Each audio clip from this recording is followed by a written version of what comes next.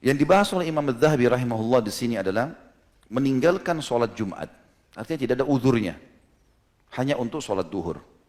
Tadi sudah kita sebutkan hadis wajib kecuali pada 4 orang, ada riwayat lain ditambah dengan 1.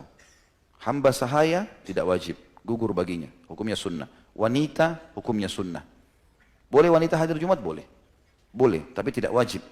Dan dianjurkan oleh para ulama untuk tidak hadir kalau tempat sholatnya muslim laki-laki sempit. Nggak boleh perempuan hadir. Karena bagi mereka sunnah, bagi laki-laki wajib. Kalau tempatnya luas, seperti kasus Masjid Haram Mekah, Masjid Nabawi di Madinah, memang luas. Bisa menampung. Dan itu kata ulama boleh-boleh saja. Makanya di Masjid Nabawi, musollah wanita, di belakang masjid sisi kanan dan sisi kiri, itu biar hari Jumat tidak dipakai oleh laki-laki. Karena masih memadai. Gitu kan? Apalagi nanti Masjid Nabawi akan diluaskan sekitar 4-5 kali lipat ke depannya. Maka jauh lebih besar lagi. Masjid Haram Mekah juga begitu. Biasanya di basement itu, di bagian bawah itu dipakai untuk semua wanita di masjid. Ditutup kalau hari Jumat. Untuk wanita boleh masuk, laki-laki tidak boleh masuk. Laki-laki di atas gitu kan. Maka ini lain. Selain punya keutamaan masjid juga keluasan tempat. Tapi kalau sempit, maka dianjurkan perempuan tidak hadir. Lebih afdal mereka sholat Jumat, sholat duhur. Yang ketiga, anak kecil.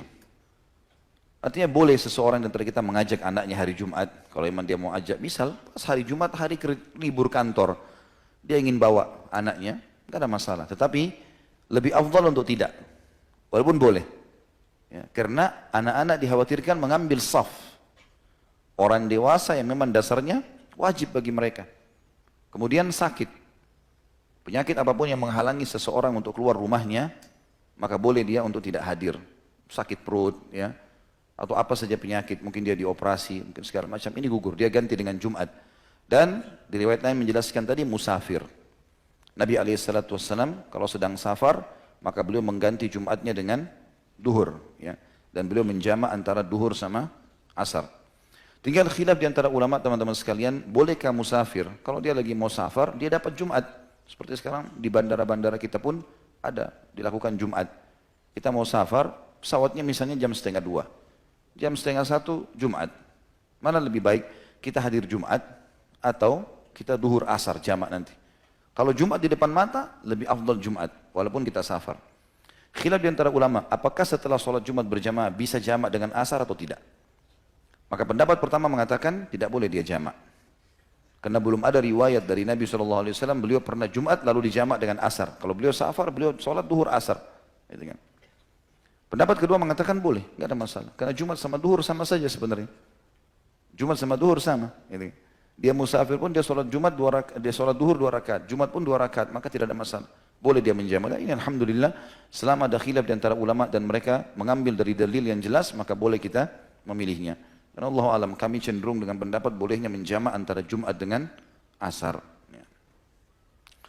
Diangkat oleh beliau di sini Imam Adz-Dzahabi rahimahullah, hadis riwayat Imam Muslim dari Ibnu Mas'udin radhiyallahu anhu bahwa Nabi SAW bersabda kepada satu kaum yang tidak menghadiri sholat Jumat, "Laqad hamamtu an amura rajulan yusalli bin nas, thumma uharrika ala rijalin yatakhallafuna 'anil jum'ati buyutahum."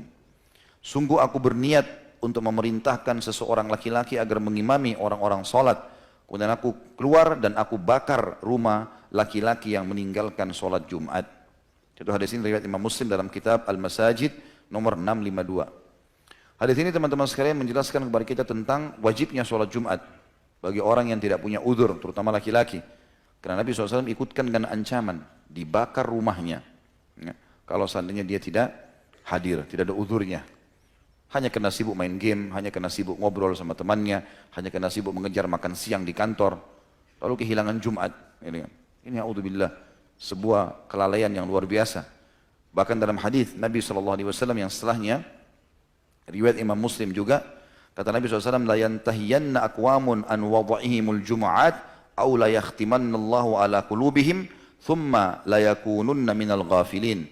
Hendaklah kaum yang suka meninggalkan Jumat berhenti meninggalkan perbuatan tersebut. Jika tidak, niscaya Allah akan menutup hati mereka. Kemudian mereka benar-benar menjadi orang yang lalai. Kata para ulama hadis, maksudnya lalai adalah dia akan jadi malas melakukan ibadah semuanya. Tolak ukurnya di Jumat. Tolak ukurnya di Jumat. Kalau dia suka dengan Jumat, dia cinta, dia hadir, Allah masih lapangkan dadanya untuk bisa mengamalkan semua jenis ibadah. Tapi kapan Jumat pun dia sudah lalai, maka tertutup hatinya sama sekali. Tidak akan pernah dia terpengaruh atau ingin melakukan perbuatan-perbuatan kesolehan. Juga dalam hadis yang lain, hadis ini diriwayatkan Abu Daud dengan An-Nasai. Itu tadi sebelumnya itu diriwayatkan Imam Muslim dalam kitab Jum'ah nomor 865 yang sudah saya sebutkan tadi. Allah akan menutup atau membuat hati orang itu jadi lalai kalau suka meninggalkan Jumat. Hadis yang sekarang riwayat Abu Daud dan Nasai dengan sanad yang kuat juga. Abu Daud menyebutkan di nomor 1052, An-Nasai sebutkan di nomor 88. Kata Nabi SAW, "Man taraka thalatha jum'ain tahawunan taba'allahu ala qalbih." Barang siapa yang sengaja meninggalkan sholat Jumat 3 kali tanpa alasan karena meremehkannya, maka Allah akan menutup hatinya. Makna menutup hatinya artinya sama sekali tidak ada keinginan untuk ibadah. Sebagian ulama hadis mengatakan, 1 kali saja dia tinggalkan Jumat tanpa uzur, maka pasti Allah akan tanamkan kesedihan, kesumpekan, ya, kesempitan dada pada dirinya. Sampai dia bertaubat kepada Allah SWT. Walaupun dia sholat duhur. Kecuali punya uzur syar'i. Gitu. Sedangkan musafir saja atau orang-orang yang sakit saja kalau memang hatinya dekat dengan Allah pasti dia merasa kehilangan. Kalau dia tidak sholat Jumat. Gitu kan? Dan subhanallah tidak ada orang yang menghadiri Jumat kecuali Allah malah sebaliknya. Lapangkan dadanya. Coba teman-teman kalau habis pulang Jumat. Bukankah kita merasakan adalah kelapangan dada? Merasa ceria wajah kita. Tidak ada orang keluar Jumat lalu kita lihat sedih. Ceria, gembira, ngobrol yang baik-baik. Semuanya jadi enak. Gitu kan? Maka jangan sampai lalaikan ini teman-teman sekalian. Ya. Harusnya kita fokus. Kalau perlu, siapapun yang Allah subhanahu wa ta'ala berikan keutamaan bagi dia, misalnya dia punya perusahaan, dia punya apa saja ya, mungkin pekerjaan. Kalau ada liburan untuk orang yang pegawainya dia bisa kasihlah hari Jumat. Muliakan hari Jumat itu. Kalaupun tidak, maka hari Jumat berikan kesempatan mereka untuk menghadiri Jumat. Kita juga panen pahalanya. Kita juga panen pahalanya. Bagi teman-teman yang Allah karunia juga kelebihan rezeki, sedekah hari Jumat. Punya pegawai, berikan mereka makan gratis. Traktir teman-teman, ibadah. Itu keutamanya sangat besar sebagaimana sudah kita sebutkan tadi.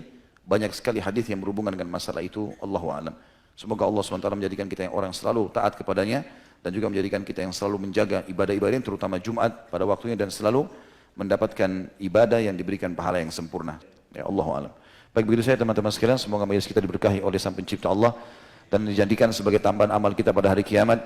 Semoga seluruh amal yang pernah kita kerjakan, yang sedang kita kerjakan dan yang akan kita kerjakan sampai menjelang ajal datang nanti diterima dengan pahala yang sempurna. Semoga seluruh dosa tidak terkecuali sekecil sampai sebesar apapun, sengaja tidak sengaja, samar ataupun nyata, kecil ataupun besar, diganti oleh Allah dengan kemahamurahannya menjadi pahala. Dan selalu kita doakan negeri tercinta Indonesia menjadi negara yang aman, tentram, damai. Semua rezekinya dibukakan oleh Allah subhanahu wa ta'ala dari seluruh penjuru negeri ini. Dan semua utang negara ini dilunasi dengan kemahamurahannya.